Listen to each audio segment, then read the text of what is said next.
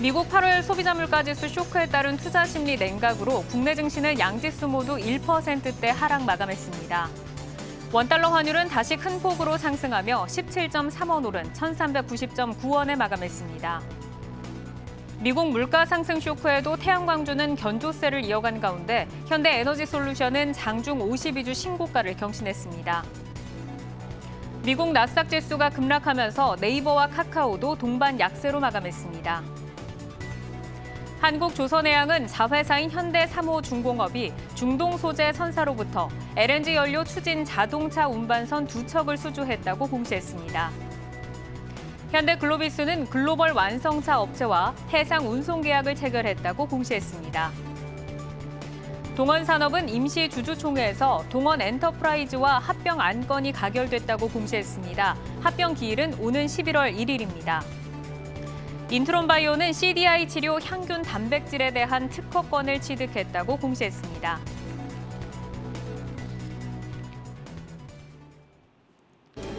내일 여는 성공투자습관 투데이 한경 코리아마켓, 오늘장 마무리하면서 내일을 여는 성공투자 힘차게 열어보겠습니다. 오늘 시장 마감부터 만나보시죠.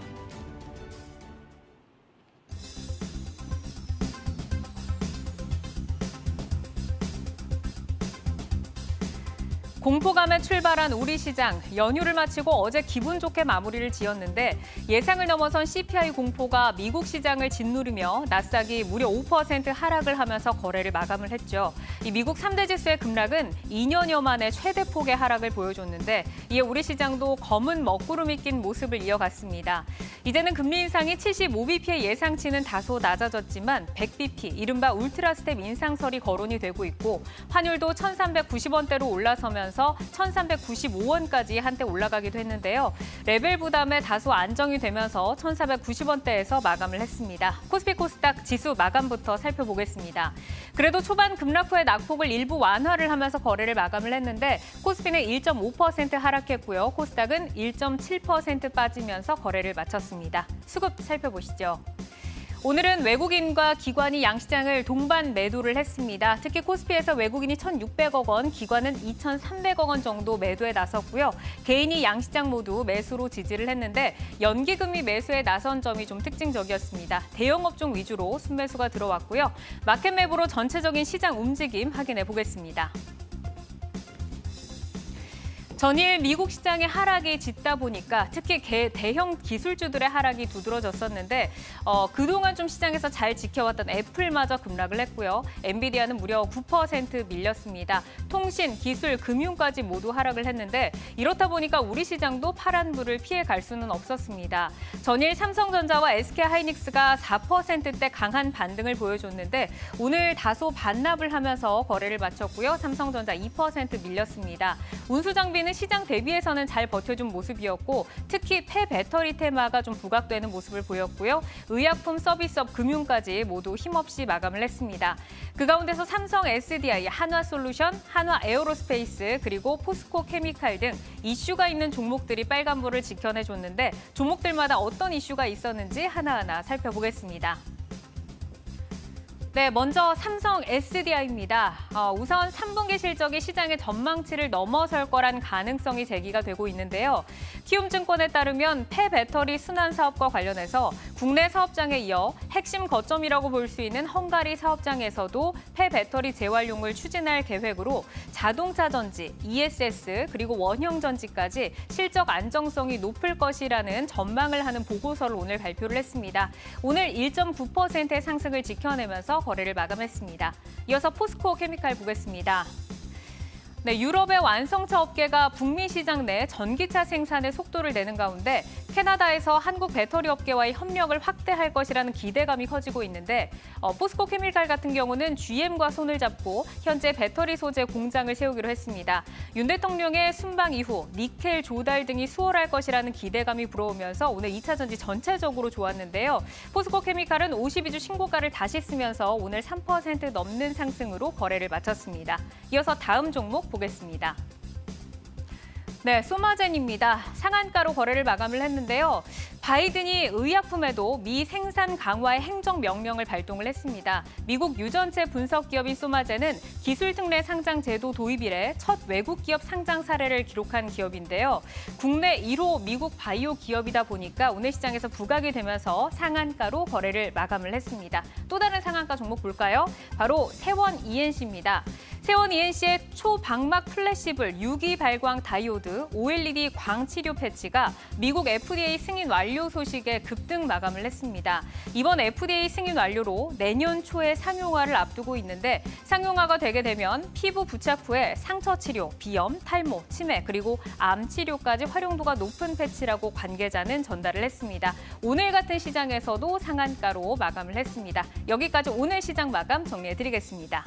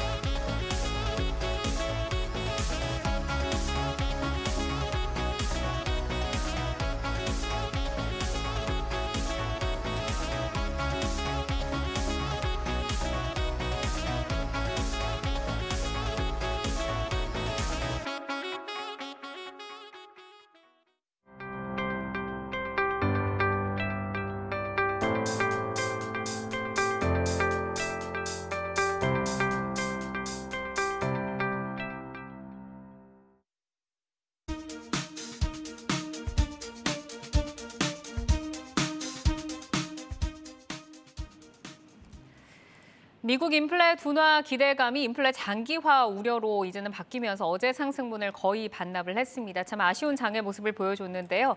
투데이 종목 콕톡 변동성 장세 속에서 실적과 성장 모멘텀이 빛날 종목들 점검을 해보겠습니다. 오늘은 김성준 하이투자증권 도곡 WM센터 부장, 이성훈 글로원파트너스 이사와 함께합니다. 두 분 어서 오세요. 네, 안녕하세요. 네, 반갑습니다. 네, 첫 번째로 통 나눠볼 종목은 LG 에너지 솔루션입니다. 상반기 전기차 배터리 판매량과 매출액 모두 세계 2위를 차지를 했습니다. 주가도 외국인 러브콜에 힘입어서 우상향 흐름을 이어가고 있는데 LG엔솔의 실적 그리고 성장 모멘텀 점검하고 전략을 세워보겠습니다. 국내 배터리 3사의 올해 상반기 전기차 배터리 매출액 합계가 무려 15조 원에 이른 것으로 나타났습니다. LG엔솔은 판매량, 매출액이 모두 세계 2위인데 오늘 같은 장에서도 참 2차 전지가 그래도 잘 지켜내줬습니다. 글로벌 시장의 하반기 점유율 어떻게 전망하시는지 2분기부터 듣고 갈까요? 네, 일단 CATL이 대표적으로 시장 점유율이 상반기 기준으로 35% 수준입니다. LG에너지 솔루션은 15% 수준이에요. 이 시장 점유율 같은 경우는 기준에서 우리나라에서는 배터리 3사가 좀 나눠서 가지고 가는 단계이기도 하고 변동성이 일부는 있는 상황입니다. 다만 LG에너지 솔루션 같은 경우는 8월 29일에 혼다와의 조인트 벤처 공시를 발표를 했습니다. 이 부분과 관련해서는 내년, 내후년 이 단계로 시장 점유율에 반영이 되어 가는 측면을 알 수가 있겠는데요. 현재 기준에서는 한 15% 정도의 시장 점유율이 다시금 20% 정도의 점유로 회복되는 단계에서는 좀 하이라이트를 받을 수 있겠고, 지금 배터리 부분에서 CATL과는 조금 다른 요소로 LG에너지 솔루션은 접근을 하고 있어요. 그러면 여기에서 좀 시장이 이제 갈릴 수 있단 말이죠. 즉 갈릴 수 있다는 점은 시장 점유율과 관련해서는 하반기로 갈수록 조금 긍정으로 달라질 수 있다는 점을 볼 수가 있겠습니다.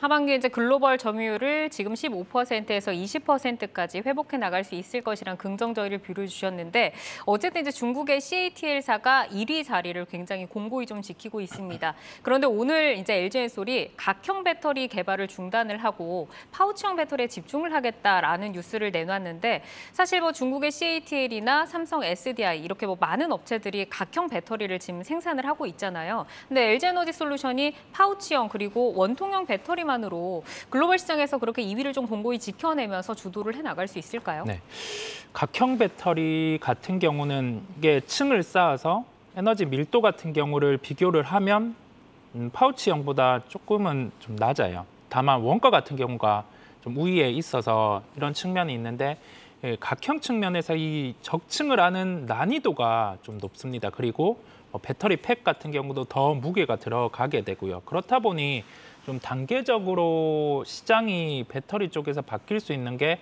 파우치형, 원통형 이쪽으로 집중이 될 수 있어요. 다만 파우치형 같은 경우는 원가가 더 들어가는 측면이 있다 보니까 뭐 완성차 이 업체에서는 뭐 이 부분에 대해서 부담을 가질 수 있지 않을까라고 생각할 수 있는데 그만큼의 배터리 효율이 더 좋습니다.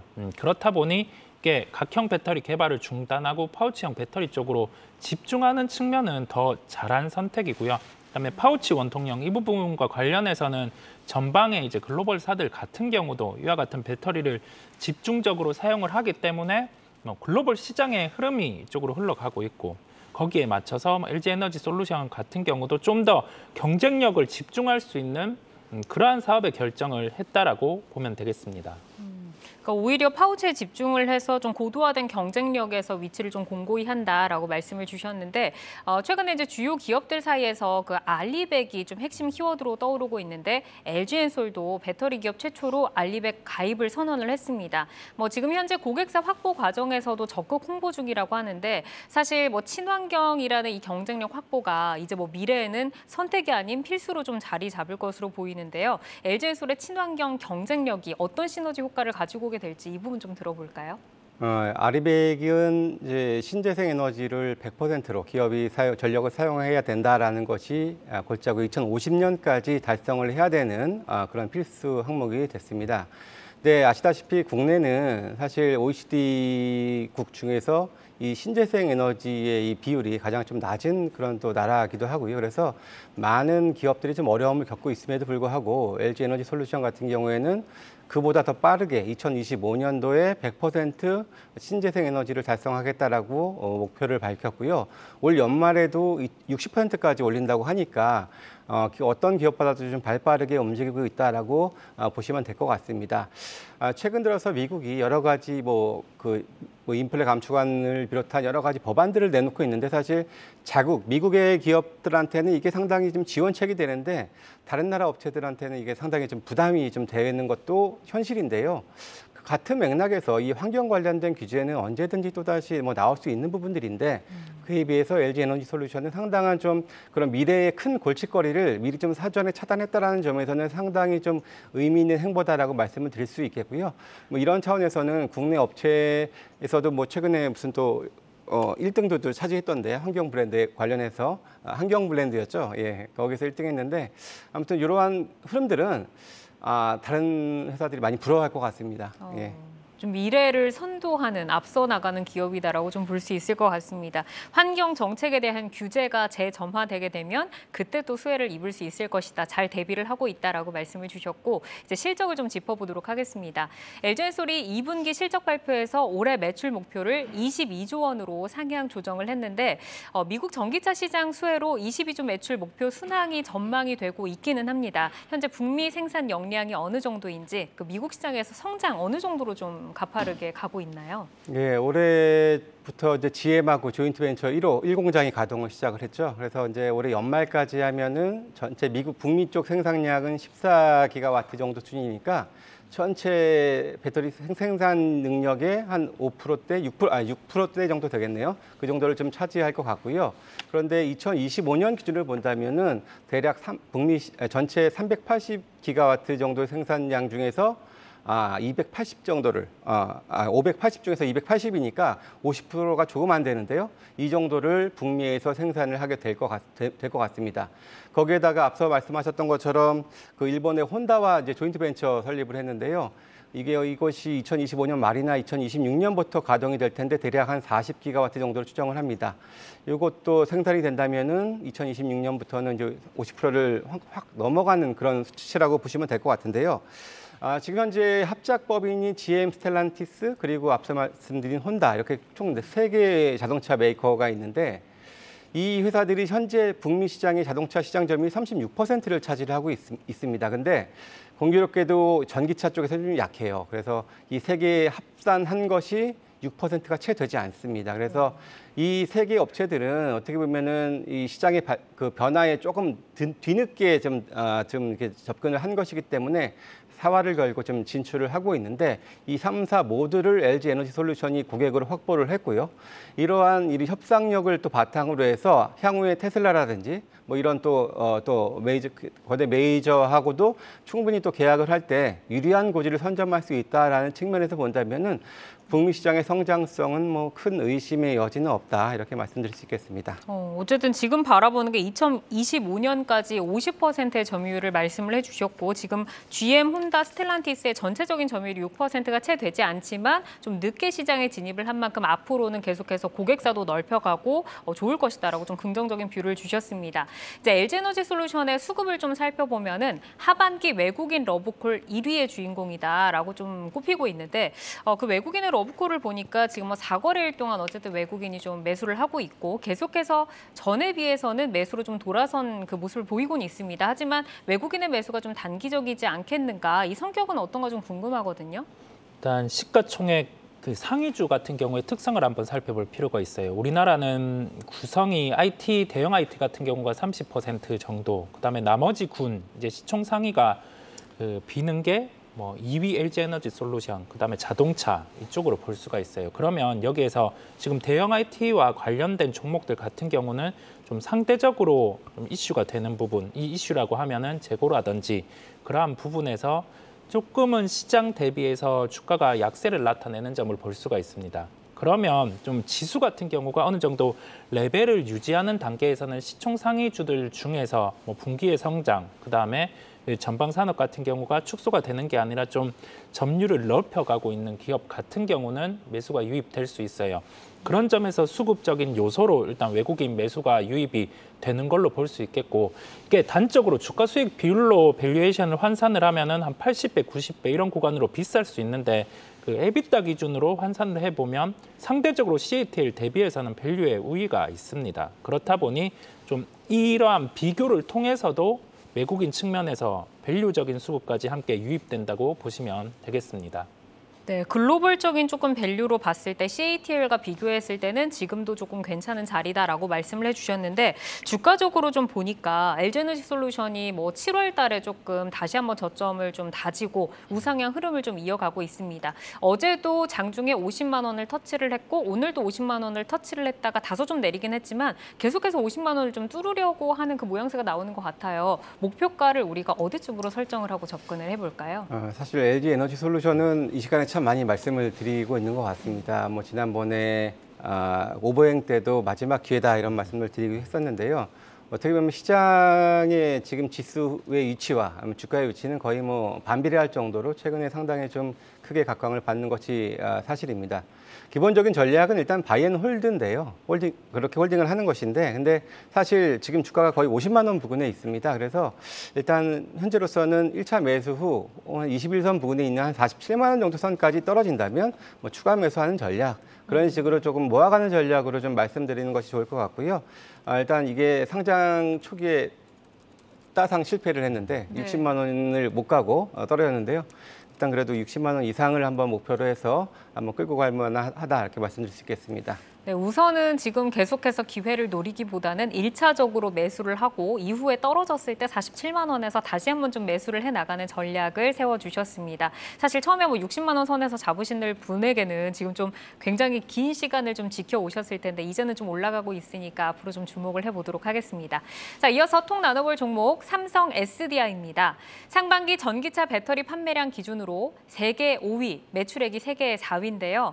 변동성 장세 속에서도 실적과 성장 모멘텀에 대한 신뢰가 좀 굳건합니다. 2차 전지주 사이에서 삼성 SDI의 모멘텀 점검을 하고 전략을 세워보겠습니다. 삼성 SDI의 상반기 판매량 기준을 보면은 5위인데 매출액이 4위입니다. 매출액이 이제 더 높게 나타났잖아요. 이 배경이 팩 판가 영향인 것 같다라는 얘기가 있는데 업체별로 평균 배터리 팩 판가를 보니까 삼성 SDI가 가장 높은 것으로 나타나고 있더라고요. 이걸 좀 어떤 의미로 해석을 해볼 수가 있을까요? 굉장히 이제 비싼 배터리, 좋은 배터리 이렇게 보면 되나요? 명품 배터리라는 인식을 갖고 계신 것 같은데요. 어제 SNI 리서치에서 이제 나왔던 자료였습니다. 이게 어제 보니까 글로벌 자동차 전기차 판매가 상반기에 435만 대였고 작년보다 65% 증가한 이런 수치였고요. 거기에서 그 내용이 이제 아래에 나오던데 제가 한번 봤어요. 근데 이게 과연 무슨 뜻일까라고 저도 한번 고민을 해봤는데요.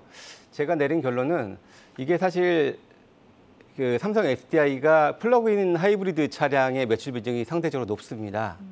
근데 반면에 순수 전기차 같은 경우는 좀 떨어지고요. 그러다 보니까 이런 현상이 나타났다고 좀 생각이 드는데 아무래도 우리가 대형마트에 가면은 낱개로 하나 사는 것보다 10개 사는 게 더 싸게 살 수 있잖아요, 단가는. 그렇죠. 근데 아무튼 이 플러그인 하이브리드 같은 경우에는 1회 충전하면은 한 50km에서 60km 정도까지 전기로 충전한 걸로 가고 나머지는 이제 내연기관으로 이제 변환하는 그런 차량인데요.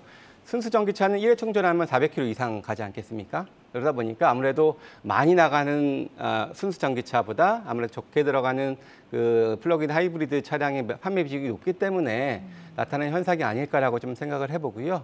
물론 뭐 삼성 명품 인식은 있겠습니다만 그래도 그것은 그런 뜻은 아니다 이렇게 말씀드릴 수 있겠습니다. 네, 지금 이제 그 명품 배터리를 넘어서 이제 플러그인 하이브리드 차량이 많이 판매가 되다 보니까 이런 실적이 나왔다라고 말씀을 해주셨고 어쨌든 이제 오늘 또 리포트가 나왔죠. 키움증권에서 3분기 예상을 뛰어넘는 실적이 기대된다라는 리포트를 좀 내놨는데 3분기의 서프라이즈 전망의 배경 어디에 있을까요?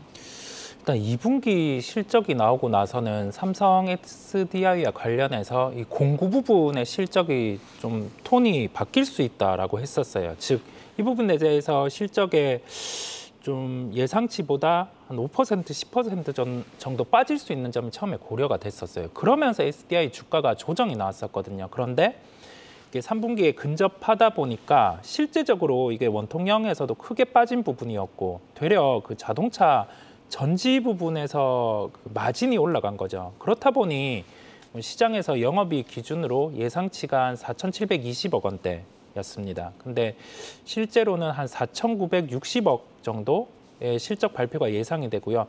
이 부분을 환산을 해보면 일단은 마진 부분에서 개선이 나타났고 여기에서 이제 3분기 다음에 4분기까지 연결해서 본다고 하면은 이제 매출 볼륨까지 함께 올라가는 구조거든요. 그러면 3분기에 지금 영업이익 기준으로 해서 한 4,900억 원대 후반이 실제로 나온다고 하면은 4분기는 이제 더 좋은 실적이 나타날 수 있어요. 예, 그 점을 주목하면서 실적 같은 경우는 마진의 개선이 나타나고 있다는 점이 포인트겠습니다.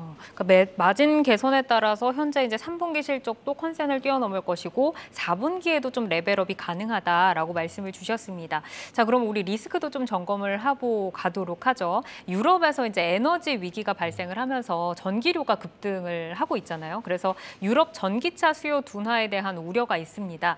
이 부분이 이제 좀 전기차 판매량이 떨어지다 보면 삼성 SDI 발목을 잡을 가능성은 없는지 궁금한데요. 지금의 주가 추이가 이러한 요인을 반영을 했어요. 주가 흐름이 그만큼 조정이 나왔고 단순히 절대 주가의 흐름, 뭐 우리가 차트로 보든 가격적으로 보든 이 요소를 시총에 대입해 보든 그 점은 이익에 대해서 3분기에 좀 꺾일 수 있는 요인을 먼저 반영을 했고 근데 이제 나아지는 실적 같은 경우 안에서도 주가는 그렇게 강하지 않단 말이죠. 이 점에 대해서는 시장에서 우려를 하고 있는 거죠. 이 전기차 부분의 데이터가 꺾일 수 있는 점. 이 데이터를 꺾이는 상황에서도 지금 미리 주가가 조정이 나왔기 때문에 이 상황에서는 뭐 유럽 에너지 위기를 통해서 전기차 수요가 실제 뭐 현재 수준에서 더 꺾여 나가지 않는다고 하면 주가는 추가 조정보다는 조금 또 다른 모멘텀적으로 반응하면서 반등의 가능성이 높다라고 보입니다. 그러니까 유럽의 그 전기차가 주춤을 하더라도 그 부분도 이미 주가에 좀 반영이 됐을 것이다라고 말씀을 해주셨고 오늘 시장에서 이렇게 안 좋은 시장에서도 폐배터리는 좀 강했습니다. 삼성 SDI도 폐배터리 재활용 부문에 대한 기대감까지 가지고 있는데 국내 사업장에 이어서 핵심 거점이라고 할 수 있는 헝가리에서 폐배터리 재활용을 추진할 계획이다라고 전달을 했습니다. 이 관련 사업에서 좀 속도감 있게 성과를 보여줄 수 있을 거다라고 기대를 해볼 수 있을까요? 사실 현재까지는 삼성 SDI가 직접 발벗고 나서고 있지는 않습니다. 국내 독보적인 1위 업체이죠. 성일하이텍을 통해서 관련된 일을 추진을 하고 있는데요. 현재 삼성 SDI는 성일하이텍 지분을 8.8%를 가지고 있고요. 또 관계사인 삼성물산도 성일하이텍 지분을 4.9%를 가지고 있습니다. 그래서 이 생산 능력이 워낙에 좀 출중하고 또 잘하기 때문에 전적으로 좀 맡기는 그런 양상을 보여주고 있고요. 또 앞서 말씀하셨던 것처럼 헝가리 공장에서도 성일하이텍이 국내외 6개 공장이 있는데 그중에 하나가 또 헝가리에 있습니다. 그렇기 때문에 그쪽에서 직접 또 성일하이텍을 통해서 이렇게 성장을 해 나갈 수 있는 부분들이기 때문에 물론 뭐 지분의 평가 차익이 올라가는 것보다도 이렇게 성일하이텍을 통해서 이렇게 폐배터리를 하면서 수익성 개선에 좀 도움이 되는 그런 쪽으로 하고 있고요. 직접 진출은 뭐 그렇게 크게 하지는 않을 것으로 이렇게 보여집니다. 네, 이렇게 또 지분 투자를 하고 있는 성일하이텍이 오늘 7%를 넘게 또 빨간불을 켜주면서 신고가 랠리를 오늘도 이어갔습니다. 성일하이텍 주주분들 오늘 이런 장에도 굉장히 좀 기쁘셨을 것 같은데 삼성 SDI도 어쨌든 오늘 약세장 속에서 2% 정도 좀 지켜내면서 거래를 마쳤거든요. 투자 전략 세워볼까요? 시총 기준으로 한번 볼게요. 지금이 한 42조 원 수준입니다. 이 수준 안에서 3분기에 처음에 우려되던 원통형과 관련된 공구 부분이 빠질 수 있는 실적을 반영을 했고 실적의 톤은 3분기에 올라갔고 이 톤이 올라가는 단계가 마진 개선이 반영이 됐다는 점 그리고 3분기의 톤 정도에서 매출에 플러스가 된다면 4분기까지 함께 성장이 나타날 수 있는 점을 감안을 해보면 올해 실적을 대입을 해봤을 때 약 시가총액 기준으로 39조 원대 시총에서는 매수 대응이 가능하다는 결론이겠습니다. 여기에서 크게 차이는 없어요. 다만 시장에 변동이 있을 때 우리가 좀 매도를 하고 갈 종목, 매수를 하고 갈 종목군이 있는데 삼성 SDI 같은 경우는 좀 매도를 하고 가기보다는 지금 구간에서는 조정 시 매수에 대한 고려를 하는 종목이라고 말씀드릴 수 있겠습니다. 네, 조정 시에 매수를 해보자라고 뷰를 주셨고 바로 다음으로 좀 넘어가 보도록 하겠습니다. 이어서 스마트폰 부품주에 대해서 이야기를 나눠볼 텐데요. 갤럭시 신작 폴더블 폰에 이어서 아이폰 14까지 공개가 되면서 스마트폰 부품주가 들썩이고 있습니다. 4분기까지 우상향 흐름을 순항할 수 있을지 점검을 해보겠습니다. 스마트폰 부품주에 이제 삼성전자 폴더블 폰에 카메라 모듈을 공급하는 삼성전기가 있고 또 아이폰의 카메라 모듈을 공급하는 LG 이노텍을 두 좀 대표적인 종목, 대장주로 좀 꼽을 수가 있을 것 같은데 삼성전기 같은 경우는 적층 세라믹 콘덴서라고 하는 MLCC의 경우에 애플 아이폰에도 또 납품을 하고 있습니다. 두 기업의 주가를 조금 비교를 해서 삼성전자와 애플 부품 업체들 비교 먼저 들어볼까요? 삼성전기 같은 경우는 MLCC와 관련된 그 지표, 즉 단가 회복이 이루어지지 않고 있어요. 그렇다 보니 주가는 이렇게 조금은 지지부진한데 삼성전기와 관련해서는 주가의 바로미터가 중국 스마트폰의 데이터 회복입니다. 근데 7월 데이터 같은 경우에서 일부 이걸 보여줬어요. 재고가 좀 줄어드는 부분이 나타났는데 여기에서 이게 6월에 같은 경우 중국이 한 차례 이슈가 있잖아요. 6월에 소비가 많이 나타날 수 있는 그러한 이벤트가 있다 보니까 이 부분이 반영이 된 건지 아니면은 실제 이 재고를 이제 줄어들 수 있는 요인이 있었는지 그 부분은 다음 달에 데이터를 한 번 더 볼 필요가 있어요. 그렇다 보니 지금 일단은 데이터는 좀 회복이 나타나고 있는 구간인데 한두 달은 더 확인해야 된다는 점을 우리가 삼성전기를 통해서 알 수가 있고요. 삼성전기와 비교해 봤을 때 LG노텍 같은 경우 상대 매력도가 더 높습니다. 네. 뭐 카메라 모듈 부분이라든지 이 부분의 기본적인 실적 체력을 바탕으로 해서 하반기로 갈수록은 이제 전장과 관련된 부분이 실적이 플러스 되는 요인이 있습니다. 그러면 일반적인 매출 체력에서 이제 마진까지 함께 개선이 나타날 수 있다는 점이거든요. 그 점을 주목해야 되겠고 두 기업 다 공통적으로 밸류 매력도는 돌입이 되는 구간입니다. 주가에서는. 그런데 여기에서 마진의 개선이 좀 뚜렷하게 나타날 수 있는 기업 같은 경우를 좀 집중을 할 필요가 있잖아요. 그러면 LG이노텍 같은 경우를 지금 조금은 가격적인 측면에서 매수 기회로 삼는 게 낫다라는 결론이겠습니다. 그러니까 밸류상으로 봤을 때는 삼성전기, LG이노텍 모두 매력적인 구간은 맞지만 삼성전기 같은 경우는 MLCC의 공급은 이루어지고 있지만 마진 확보가 조금 쉽지 않은 부분이 리스크로 작용을 하고 있고 LG이노텍이 조금 더 빠르게 마진 개선이 될 것이다라고 말씀을 주셨습니다. 이제 스마트폰 부품주를 이제 과거를 조금 돌아서 보면 보통은 신제품 출시 전에 기대감이 선반영돼서 주가가 좀 오르고 출시가 되고 나면은 그 이후로는 좀 하락하는 양상을 보였는데 이번에는 좀 다른 움직임을 보여주고 있습니다. 그동안 너무 많이 빠져서 그런 걸지 그 배경이 어디에 있을까요? 일단은 뭐 기본적으로는 올해 글로벌 스마트폰 판매량은 작년보다 좀 감소를 합니다. 7%가량 감소를 하는데 반면에 삼성전자는 플랫한 정도 그리고 애플은 그래도 한 5% 정도 성장을 예상을 해서 다른 회사보다는 삼성과 애플이 그나마 선전을 하고 있는 건 사실인데요. 가장 극명하게 최근에 좀 엇갈리는 것은 이번에 비슷한 시기에 출시한 신제품의 차이가 좀 있다고 볼 수가 있습니다. 삼성은 그다지 변한 게 없는 다소 좀 아쉬운 그런 신제품이 출시된 반면에 애플의 제품은 가격도 기존과 동일하면서도 다소 좀 프리미엄 전략을 써서 프로 시리즈 같은 경우에는 상당히 좀 고사양으로 많이 좀 진화가 됐거든요.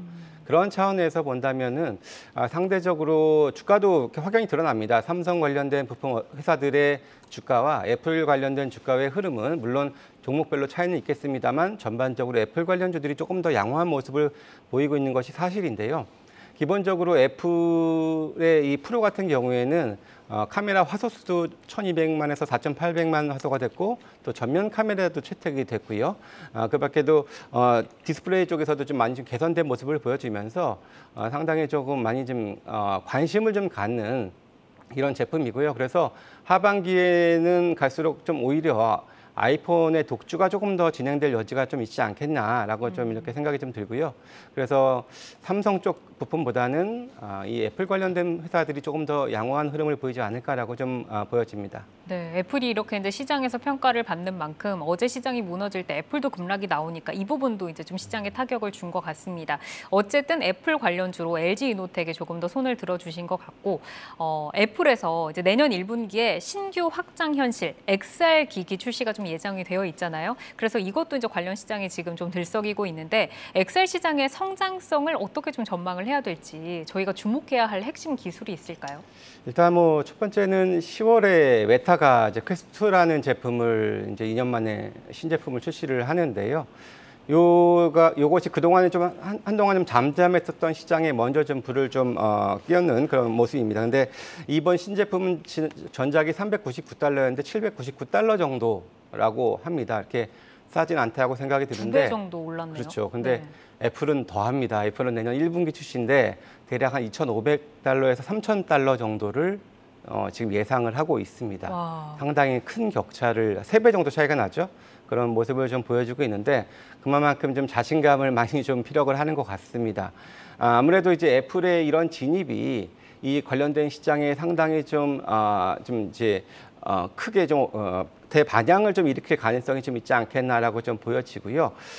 쭉 그 사양들을 봤더니 기본적으로 그 올레도스 그리고 M2 칩셋 그리고 리얼리티 OS라는 이런 뭐 어떻게 보면 첨단의 그런 부분들을 좀 하는 거고요. 무게도 한 200에서 300g 정도로 상당히 좀 가볍고요. 이것이 그러니까 착용을 하고 실시간으로 뭐 유튜브든 뭐든 이제 중계를 할 수 있을 정도로 상당히 뛰어난 그런 또 화소를 좀 자랑한다고 이렇게 합니다. 그래서 상당히 좀 이쪽 시장에 큰 이제 역할을 할 것 같은데요. 뿐만 아니라 올해부터 내년까지 관련 제품이 8종이 출시가 되고 그리고 구글 그리고 우리나라 삼성전자도 2024년에 또 출시를 목표를 하고 있습니다. 그래서 이 글로벌 잘 나간다는 빅테크 업체들이 다 참가를 하고요. 또 많은 업체들이 참가를 하다 보니까 관련된 이 XR 컨텐츠들도 최근에 좀 많이 좀 나오고 있습니다. 그래서 이쪽 시장이 상당히 어떻게 보면은 그동안에 새로운 기계가 없었는데 이 IT 시장에서 좀 그래도 뭔가 좀 훈풍을 불러일으킬 수 있을 만한 기기로서 성장할 수 있지 않겠나라고 보여집니다. 네, IT 업계에서 그 애플 XR 기기에 지금 뭐 소프트웨어, 뭐 글로벌 빅테크 업체들이 다 참가한다라고 하셨는데 말씀을 좀 듣다 보니까 그럼 애플이 어제 어떻게 보면은 조금 저가 매수 자리를 좀 준다라고 볼 수도 있잖아요. 지금 저희가 관련주보다 애플 종목을 봐야 하는 건 아닐까요? 애플도 저는 상대적으로 좋을 것 같습니다. 상대적으로 다른 빅테크 미국 내에 있는 그런 업체들보다도 그래도 꾸준하게 출하량 괜찮을 것 같고 그리고 이번에 이 프로 시즌이 기존보다도 많이 좀 팔릴 수 있을 거다라고 예상을 하고 있고요. 그렇게 또 전략을 짜오고 있습니다. 그래서 대략 비중을 따지자면 60% 가량을 아마 이쪽에서 팔 거다라고 하는데 아마도 성장률은 5%면 그렇게 아주 매력적인 성장은 아닐 수는 있겠습니다만 이 고사양의 제품을 판매를 많이 늘릴 수 있다는 부분에 있어서 수익성은 그래도 상당히 좀 좋아질 수도 있을 것 같고요. 물론 이제 애플이 XR 아까 뭐 $3,000까지도 간다라고 해서 비쌉니다. 그죠? 뭐 많은 거를 판매를 목적으로 하는 건 아닌데요. 물론 팔리면 좋겠지만, 근데 그 후에 2024년에 이제 AR 글라스라고 조금 더 저가형 제품도 계속해서 출시도 예정을 하고 있고, 무엇보다 애플의 강점은 이제 iOS라고 이제 그 애플의 기기들까지끼리의 서로 간의 이 호환, 그리고 네. 높은 또 이제 충성도가 있기 때문에 저는 애플은 그래도 충분히 저가 매수를 하셔도 괜찮지 않겠나. 이렇게 생각을 하고 있습니다. 네, 지금도 거대한 그 IT 공룡에서 계속해서 이 모멘텀들을 내놓으면서 앞으로도 좀 주목이 된다라고 말씀을 주셨습니다. 이제 스마트폰 부품주를 보면은 두 분 다 이제 LG이노텍을 삼성전기보다는 손을 좀 들어주신 것 같아요. 애플 관련주로서 좀 좋을 것이다라고 하셨는데 현 시점에서 좀 어떤 모멘텀에 집중을 해야 할지 저희가 좀 전략을 좀 들어보도록 하겠습니다. 어제 7%의 장대 양봉을 보여주고 LG이노텍 같은 경우는 오늘 조금 이제 눌렸잖아요. 네. 전략들 한번 들어볼까요? 일단 스마트폰 부품과 관련된 기업들 같은 경우는 그 특정 기업 같은 경우가 경쟁 업체 대비해서 시장 점유율을 증대해 나가는 요소가 있는지, 그다음에 이 기업 같은 경우가 그러면 좀 가지고 있는 기본 체력, 즉 이익을 낼 수 있는 수준이 현재 시가총액에 대입을 했을 때 좀 비싸지 않은 수준에 있는지 그러한 비교까지 한번 필요하겠습니다. 그러면 뭐 시장 점유율의 변화 같은 경우는 BH라는 기업이 조금 나아지고 있는 단계다 보니까 주가가 상대적으로 시장 대비해서 강하단 말이죠. 이 점을 알 수 있겠고 LG이노텍 같은 경우는 뭐 일반적인 지금 나올 수 있는 이익 체력 플러스해서 하반기에 뭐 전장까지 더해지는 요소까지 하면 오늘 종가가 34만 8천 원 수준입니다. 그러면 이 종목 같은 경우는 한 33만 원대 초반, 그다음에 뭐 그 이하 단계에서는 조금 편하게 매수에 대해서 접근해 봐도 되는 종목이라는 결론이겠습니다. 네, 점유율을 확대해 나가고 있는 BH 탑픽으로 꼽아주셨고 LG이노텍 같은 경우도 34만 원 이하에서 좀 잡아보자라고 말씀 주셨습니다. 자, 그러면 스마트폰 부품주 가운데 탑픽으로 김성준 부장님은 어떤 종목 좀 보고 계실까요? 저도 일단 LG이노텍을 했습니다. 사실 BH랑 LG이노텍 두 개가 가장 또 핫하고 관심이 있는데 BH는 뭐 어제 신고가였어요. 그리고 사실 시가총액이 이제 1조를 넘어섰기 때문에 일단은 가격적으로는 LG이노텍은 사실 오른 게 별로 없기 때문에 물론 둘 다 좋은 회사긴 하겠습니다만 LG이노텍이 가장 저는 편안하게 좀 볼만하다라고 말씀을 드릴 수가 있겠고요. 일단은 관련된 애플 관련해서도 점점 더 점유율이 좋아지고 있습니다. 왜냐하면 고사양으로 가고 있는데 그래도 그걸 소화할 수 있는 회사가 점점 줄어드는 거거든요. 근데 LG이노텍은 충분히 할 수 있는 그런 또 이제 능력이 있는 회사고 또 밸류에이션 측면에서도 한 7배 정도 수준이기 때문에 뭐 큰 부담은 없는 것 같습니다. 그렇기 때문에 LG이노텍이 가장 좋을 것 같습니다. 네, 오늘 뭐 BH도 등장하고 LG이노텍도 등장했지만 조금 더 주가가 무겁게 움직이는 LG이노텍에 손을 들어주셨습니다. 자, 그럼 마지막으로 통 나눠볼 종목 수소 관련주로 가보겠습니다. 롯데케미칼과 SK가스가 울산에 수소 연료전지 발전소를 건립한다라는 소식인데 신재생에너지 산업 확장으로 수소 분야 사업들도 다시 한번 속도가 붙는 모습입니다. 수소 시장 핵심 이슈 점검하고 전략 세워보겠습니다. 사실 뭐 우리가 수소라고 하면 그동안은 뭐 생산도 계산도 어렵고 운반도 또 까다로워서 이게 뭐 개념으로만 좀 존재하는 게 아닌가, 상용화가 될 수 있는가 뭐 이런 측면이 좀 우려가 있었는데 올해 들어서는 그래도 조금씩 구체화되는 이야기들이 나오는 것 같습니다. 롯데케미칼 그리고 SK가스의 수소 연료전지 발전소 과연 우리 시장에 어떤 의미가 있을까요? 뭐 이게 울산에 이번에 이제 50메가와트급 생산 설비를 이제 발표를 했는데요. 이게 뭐 4인 가구 기준 뭐 12만 가구가 1년간 쓸 수 있는 그런 양이다라고 하는데요. 이 발전소가 처음은 아닙니다. 뭐 이렇게 소소하게도 있었고 뭐 계속해서 꾸준히 좀 있어 왔었는데 뭐 이게 뭐첫 번째 의미는 아니라는 말씀 먼저 드리고요. 롯데케미칼은 이제 국내 최대의 부생수소 생산 업체이기도 하고요. 거기 또 SK가스하고 45대 45 그리고 사모펀드에서 10% 출자를 해서 이렇게 하기로 했는데요. 사실 이런 것들이 지속되기 위해서는 저는 무엇보다도 이번에 12월에 이 개정안을 확인을 좀 해봐야 될 것 같긴 해요. 이게 네. 얼마나 의무 비율을 부과를 할지 이게 가장 큰 관건일 것 같고 활성화를 위해서 얼마나 더 정부가 구체적인 지원을 할지의 여부는 아직까지는 조금 미지수긴 하기 때문에 물론 이게 뭐 우리나라뿐만 아니라 요즘에 해외에서도 많이 투자를 하긴 합니다만 그래도 저는 일단 국내 법은 좀 확인을 하고 투자를 좀 해볼 필요는 있겠다 생각은 듭니다. 어쨌든 뭐 의미가 있는 사업이기는 하지만 12월에 그 수소법 개정안이 시행되는 구체적인 안을 조금 보고 결정을 하자라고 말씀을 주셨습니다. 그래도 어쨌든 정부에서 뭐 좀 이렇게 발걸음을 내딛고 있는데 어떤 효과를 우리가 좀 기대를 할 수가 있을까요? 12월에. 일단 법 개정 이후에 구체적인 매출처의 확보가 중요해요. 예, 매출처라고 하면 이게 뭐냐면 우리가 쉽게 예를 들어볼게요. 전기차 같은 경우는 판매가 글로벌로 몇백만 대가 돼 있어요. 그렇다 보니 2차 전지 소재라든지 뭐 셀 업체 이러한 경우 주가가 강하잖아요. 그런데 수소차 같은 경우는 작년 기준으로 한 16,000대, 17,000대란 말이죠. 그러면 그만큼 이게 앞단에서 매출처를 터트리면서 나아가는 그 요소가 없단 말이거든요. 예, 그렇다 보니 아직은 그 부분이 부족하고 뒤이어서 살펴볼 부분은 수소 같은 경우는 보관이라든지 그러한 요소가 다른 에너지와는 좀 다른 게 있어요.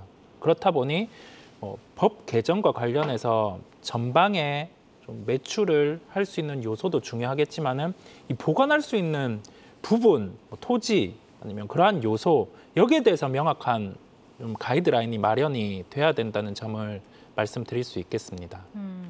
그래도 뭐 IRA에서 그 수소 인프라 관련 보조금 지급 안도 내놓고 하면서 좀 이제 수소 상용화 사업이 좀 글로벌 트렌드가 아닌가라고 좀 생각이 듭니다. 어쨌든 미국과 유럽에서도 수소 에너지에 주목을 하고 있는데 현재 기술력이 어느 정도 와 있는지 좀 궁금하고 또 수소 산업에서 핵심 기술은 뭐 어디다라고 좀 볼 수가 있나요? 좀 어려운 얘기인데요. 사실 미국이 이번에 IRA 법안에서 뭐 키로당 3달러의 세금 보조 그리고 또 25%의 그 세금 혜택까지 이렇게 더해진다 이렇게 얘기가 있었고요. 그리고 사실 중국이 태양광 시장에서는 글로벌 넘버 원이고요.